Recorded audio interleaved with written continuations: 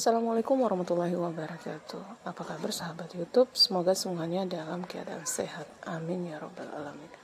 Pada video kali ini kita akan sama-sama menyimak tentang capaian pembelajaran, atau untuk BK dikenal dengan capaian layanan. Layanan dan capaian pembelajaran apakah memiliki kesamaan atau perbedaan? Yuk kita simak video ini hingga selesai. Sebelum kita lanjut, jangan lupa like, subscribe, comment, and share. Terima kasih.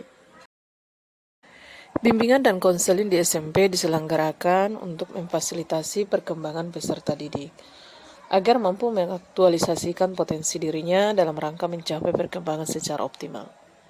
Perkembangan optimal bukan sebatas tercapainya prestasi sesuai dengan kapasitas intelektual dan minat yang dimiliki, melainkan sebagai sebuah kondisi perkembangan yang memungkinkan peserta didik mampu mengambil pilihan dan keputusan secara sehat dan bertanggung jawab, serta memiliki daya adaptasi tinggi terhadap dinamika kehidupan yang dihadapinya.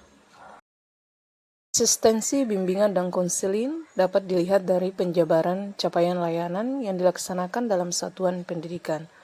Melalui capaian layanan bimbingan dan konseling diharapkan peserta didik mampu mengaktualisasikan dirinya dan mewujudkan kesejahteraan hidup atau well-being dan cerminan profil pelajar Pancasila.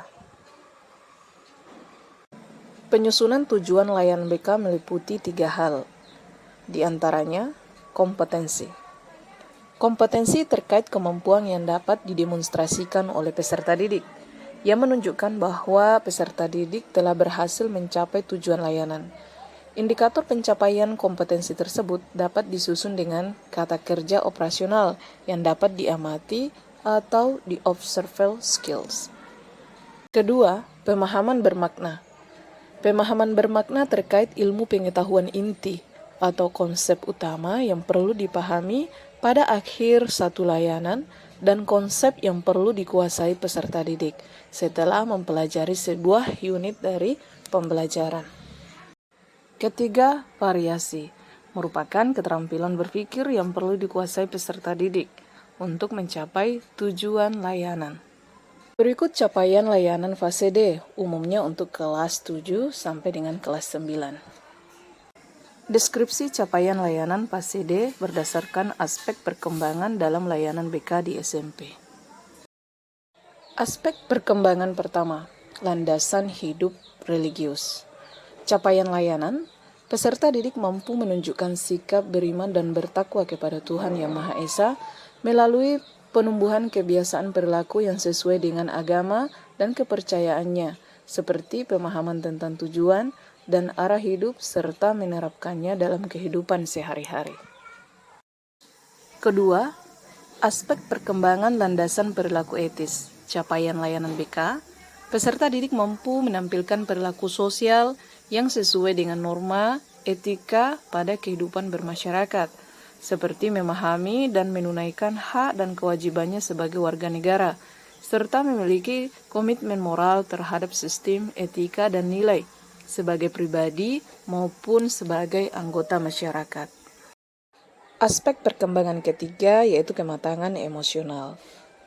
Capaian layanan, peserta didik mampu mengekspresikan perasaan sendiri secara bebas dan terbuka, tanpa menimbulkan konflik serta memiliki sikap positif, inisiatif, tangguh, dan disiplin.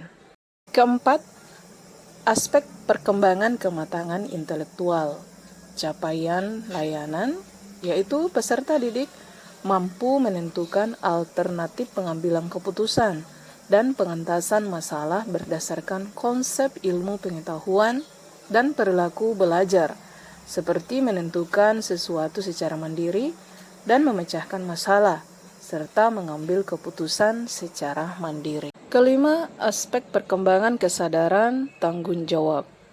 Capaian layanan, yaitu peserta didik mampu menunjukkan kemampuan interaksi dengan orang lain sesuai hak dan kewajiban, memiliki empati, dapat bekerja sama, dan memiliki karakteristik solidaritas tinggi. Aspek perkembangan keenam yaitu kesadaran gender. Capaian layanan, yaitu peserta didik mampu menampilkan perilaku yang sesuai dengan fungsi dan peran sebagai laki-laki atau perempuan dalam kehidupan sehari-hari, sesuai dengan budaya dan nilai-nilai yang berlaku di masyarakatnya. Aspek perkembangan ketujuh, pengembangan pribadi, capaian layanan. Peserta didik mampu melakukan aktivitas keseharian untuk mengembangkan potensi dan hobi yang dimilikinya, memiliki sifat positif terhadap diri sendiri, mengenali kualitas dan minat diri, serta memiliki karakter kejujuran dan tanggung jawab. Aspek perkembangan ke-8, perilaku kewirausahaan atau kemandirian perilaku ekonomis. Capaian layanan, peserta didik mampu menampilkan contoh perilaku hemat, gigih, kompetitif, dan kolaboratif dalam mengembangkan jiwa kewirausahaan mencapai kemandirian hidup. Aspek perkembangan ke-9, wawasan dan kesiapan karir. Capaian layanan, peserta didik mampu menentukan pilihan pendidikan lanjutan yang sesuai dengan kemampuan diri, seperti memiliki keyakinan, tujuan hidup, dan cita-cita, merencanakan strategi pengembangan diri, serta membiasakan gemar membaca untuk menjadi pembelajar sepanjang hayat. Aspek perkembangan ke-10, kematangan hubungan dengan teman sebaya. Capaian layanan pada aspek ke-10 ini yaitu peserta didik mampu menyelaraskan norma-norma pergaulan teman sebaya dengan latar belakang yang beragam, seperti membangun kepercayaan dalam suatu hubungan, bekerja sama dengan orang lain, memiliki solidaritas, dan bersahabat dengan teman sebaya. Berdasarkan penjelasan tadi, tentu Bapak Ibu sahabat YouTube sudah tahu apa perbedaan dan persamaan dari capaian pembelajaran dengan capaian layanan. Demikianlah video singkat kami, semoga memberi manfaat. Jangan lupa like, subscribe, serta komen.